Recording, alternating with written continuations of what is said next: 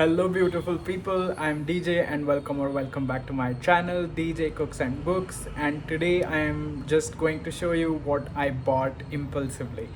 It's a book called The Forest Brims Over by Maru Ayase. I had looked at it a few weeks ago and I had really liked the synopsis. It was kind of dark, gloomy, just like the day today is really cold and dark and miserable, sort of.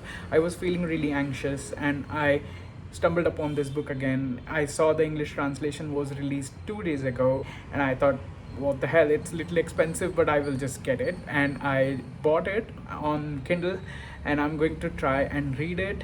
And it's about a woman who has been used as a storyline or like a muse, but little bit more exploitative than muse for her husband's novel, and then she becomes a forest or something like that. Strange. Let's see. I'll just dive right into the book.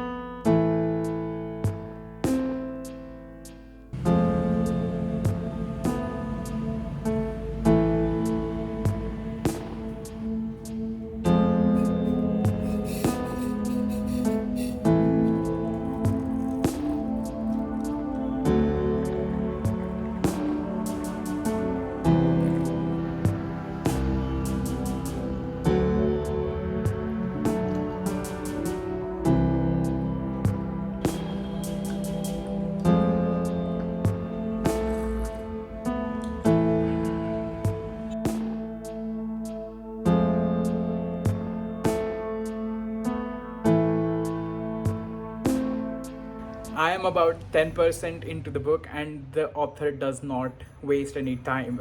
So, the main characters are Sekiguchi, the narrator of the story, who is an editor for an author called Nowatari Tetsuya. His wife, Rui, who is a muse for Nowatari's stories, and 15 years ago, his story about her won him a prestigious nomination for an award, and he hasn't looked back since then. And he's a very successful author, and Sekiguchi is his editor, and they are having a meeting about his next novel and the concept of the next novel when Rui is absent-mindedly just sitting next to them and eating a huge bowl of nuts and seeds. And then she suddenly falls and she's like, I'm a little tired, I'm going to go and take some rest. And then when Nowatari notices that she has eaten those seeds, he gets angry because he was supposed to sow them in the plot next door where he had prepared a patch of soil to grow a garden. And then they argue, and Sekiguchi has to go home because the couple is arguing. And the next day, Sekiguchi gets a phone call from Nowatari that his wife has germinated. Cool, calm, collected. And he even shows him, and it's so shocking and so jarring, and it's ridiculous. It's almost hilarious. But she is kind of growing plants and sprouts all over her skin. The image just gives me creeps, but I don't know what's going to happen. That's apparently revenge, her revenge for him not being faithful to her, allegedly. Let's see what happens. This is a sort of veggie pulao, something like that I made last night for lunch. I'm going to heat it up real quick, and then I'm going to keep reading while eating. It's really good. If I say so myself. I made it. It had veggies, some lentils.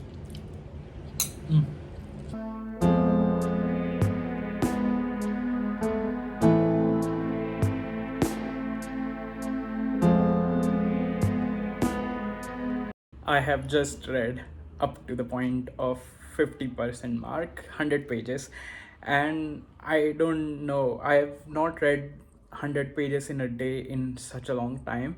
The story is engrossing, but it is full of characters who are miserable because of their partners complaining about their work.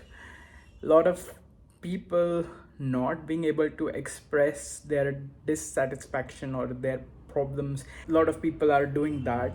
There is a editor who takes over from Sekiguchi. Her story is also very interesting. She's stuck in this profession of editing as an editor, where it's like boys club, and her boss is telling her to be very shy or very reserved and soft spoken, so that you can also climb up the corporate ladder and become an executive like her boss did. It's all like really pretty weird and like not very feminist and not very unusual for Japanese culture. Sometimes I feel like there is a toxic masculinity problem in Japanese society as it is in Indian society, but both cultures already have that problem apparent, and it shows through all these characters. There is another character who is a housewife. She is really sad about always wanting to please others and always wanting to be with people who tell her that she is making them happy to be with, and she also has a extramarital affair because of that kind of reason. She's always unhappy because she is always taught to be ladylike and demure and always subservient for her husband, and that's a sign of a good wife. And she kind of wants to rebel, but she ends up being used with the by the person with whom she's sleeping, extramarital affair and all those things. In short, everybody is miserable. Let's see what happens.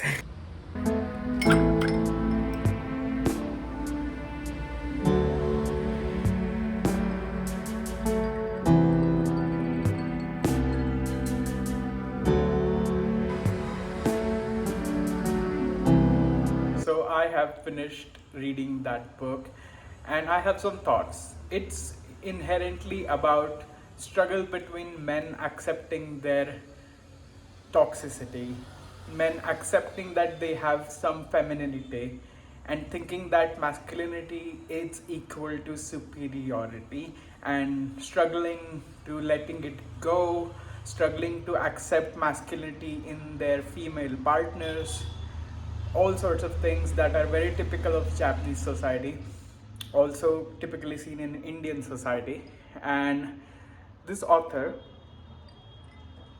writes books about his wife, steals essentially what she's saying, what she's doing without her consent, and just makes money out of it. And he doesn't even have the decency to apologize, and she only wants him to apologize. And then there is a lot of magical realism aspects, like she becomes a forest and he just lets it happen, takes it as her rejection to him, can't leave his pride, his toxic masculine pride, and go and fetch his wife, try to save her from becoming a forest. It's just ridiculous when you think about it. They have a conversation where she tells him that why can't people be just people in your books? Why can't your characters in your books be adventurous if they are female characters? Why does it have to be a male character who is adventurous and goes and looks for things that are undiscovered and goes on adventures, and the female characters are just there to be sexy and forgive the male characters for hitting them, or essentially violence and injustice? And I was just reminded of how Murakami writes his female characters, Murakami Haruki, and it's kind of essentially an indirect jab at Murakami for writing characters which are inherently discriminative. And then they have a conversation about why can't women also write male characters according to their idea of masculinity without considering the reality. They can also be cruel, they can also be really bad with describing male characters. And why do you have to criticize men for writing bad female characters? But then she says to him, the writer's wife says to him, that if it's just violence, or if it is just doing it to each other, then at a point everybody will be battered and nobody will have any strength to go on. rather than doing that, why don't we just accept whatever faults we have a frank conversation, and just move on? There are two, three other characters, like a woman with whom the author has an affair, a woman who is a new editor after Sekiguchi leaves, Shirasaki. She comes to Nowatari's house as his next editor, and she tries to figure him out. She tries to see what's wrong with him, and she also kind of goes into the forest and tries to find out what happened to his wife. And they're all sort of these people. Then the Sekiguchi, the first narrator of the story, they are all kind of onlookers, and they are also in various shades of stuck in their ways and being victims of the society conditioning them to behave in a certain way. Their spouses are also the same way, just trying to fit in with the society's idea of what a man should be like or what a woman should be like. And it's just like really frustrating, and it just crescendos into the final chapter of their confrontation, the author and the wife. I don't know exactly how effective the storytelling was. I was not really sure what was happening in some of the magical realism parts. It was intriguing for sure, but it was kind of stale. I don't know, that like Murakami feeling again, like they go down some dark attic or some dark well sort of thing, staircase into abyss, and then they have a conversation, which is like kind of cliche. Did not enjoy that much, but overall the book was okay. I gave it 3 or maybe 3.5 stars out of 5. And I hope if you are interested in something like that, you could pick it up, but I wouldn't be really adamant in recommending it.